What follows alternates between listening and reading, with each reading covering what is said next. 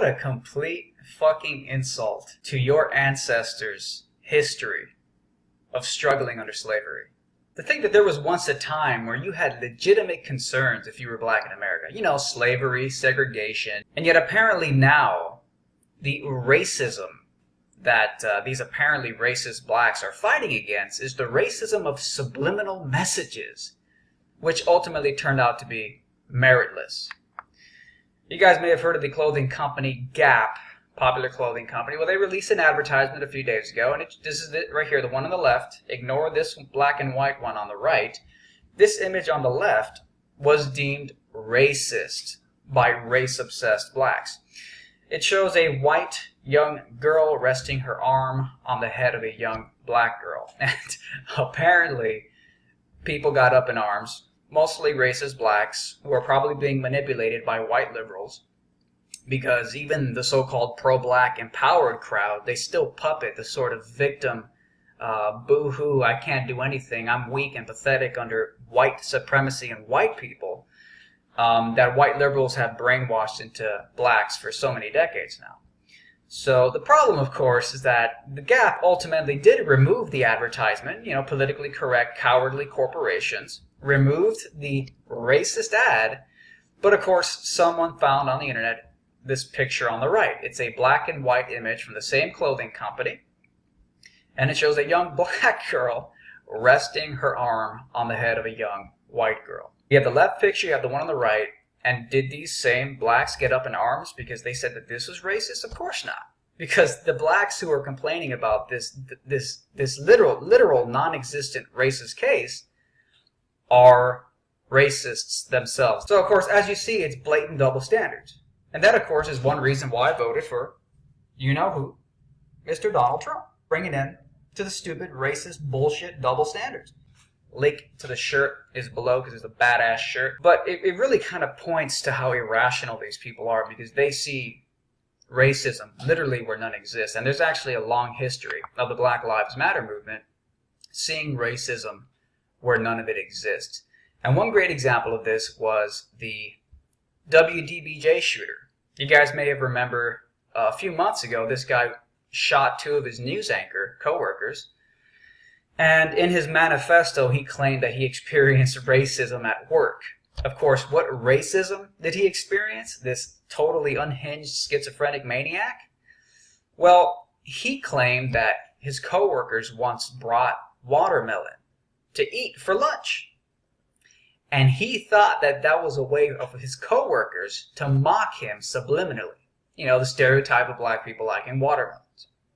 Okay, no legitimate evidence ever surfaced that there was racism against him at his workplace. But he saw racism where none existed. There was another instance with a shooter. One of his coworkers said, "All right, guys, we got to go on the field and get this story done." And of course, this schizophrenic maniac thought that his coworker meant, "What do you mean, pick cotton in cotton fields?" Totally maddening delusion. But the thing is that even though this guy was probably inspired by Black Lives Matter, and that he's completely irrational seeing racism where none exists, Black Lives Matter has done that over and over and over again for many, many years now. And there's countless examples, and I'll show you them. I'll show you examples where the mainstream Black Lives Matter movement exhibited this irrational fear that racism exists around every corner. They exhibit the same irrational fear that this lone gunman nutjob used as his justification for literally shooting down and killing two white people. Here are a few examples. Example number one. You guys may remember Dylan Roof. He's the white kid who went up into a church and shot up a bunch of black people. Total racist, retarded idiot, right? Well, the Black Lives Matter movement thought that these pictures that surfaced showing police escorting Dylan Roof, that this is proof of white privilege. Here it is. White privilege is murdering 9 people and then having the police give you a bulletproof vest but no handcuffs. And they show this picture, and it looks like Dylan Roof's arm is sticking out here, free and loose. White, free and loose. You can just kill people in America. You can kill black people in America, and you're just going to be allowed to walk free, right? Well, it turns out that that is actually just the arm of the officer standing behind Dylann Roof. That is not the free arm of Dylann Roof. That's the officer behind him, his arm. Dylann's arms are, in fact, handcuffed. In fact, this moron had to delete his picture.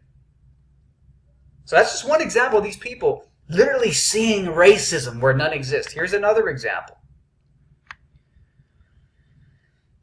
DeRay McKeeson, a blatant racist, black supremacist, because I've seen him with shirts that say, I love my blackness and yours. He's a fucking racist, black supremacist racist masquerading as a victim to justify his black supremacist ideology. Mr. DeRay, in a tweet, he said, they put Dylann in a bulletproof vest as he walked to the police car. Watch whiteness work.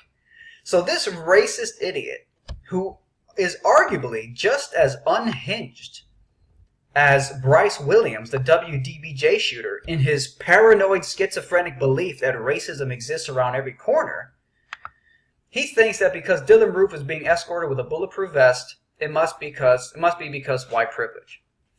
But anybody who's paid attention to anything over the past few years may have heard of the DC sniper.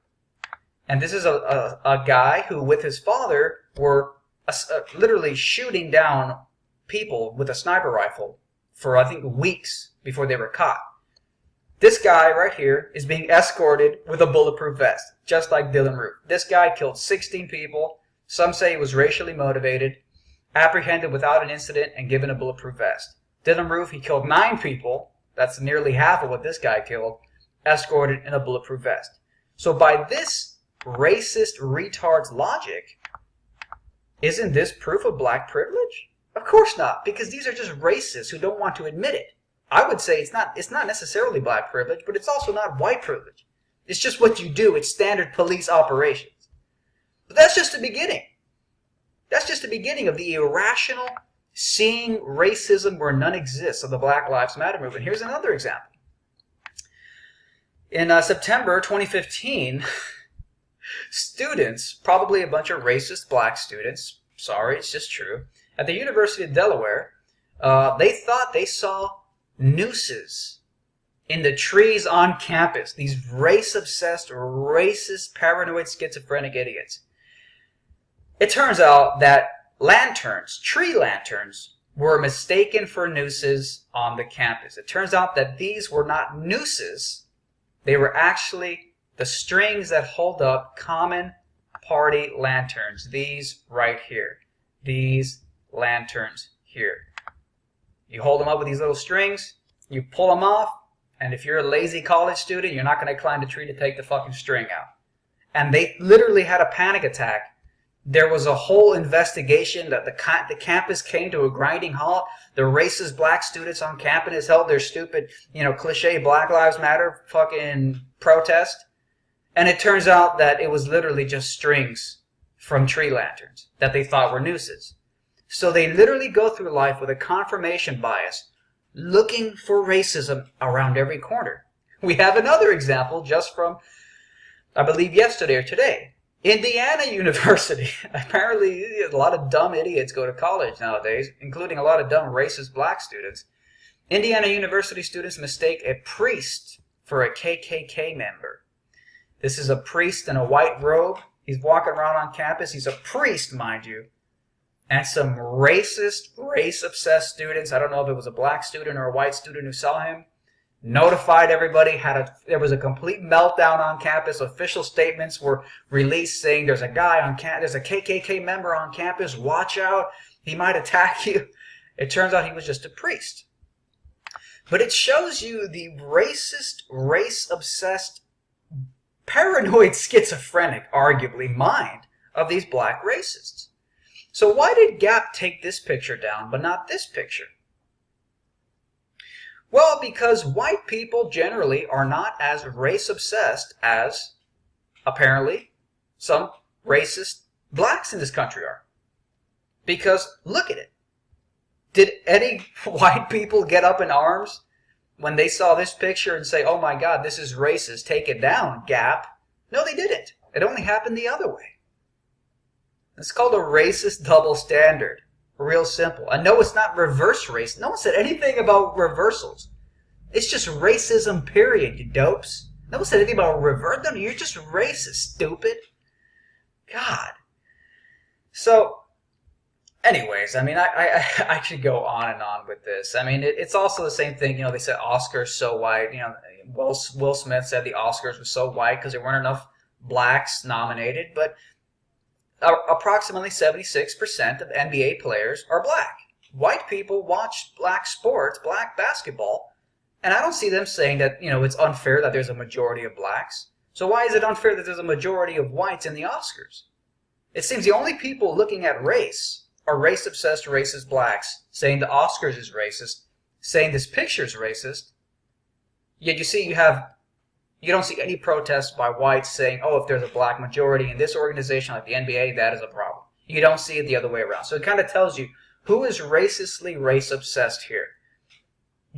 It's pretty obvious. So that's basically the gist of it.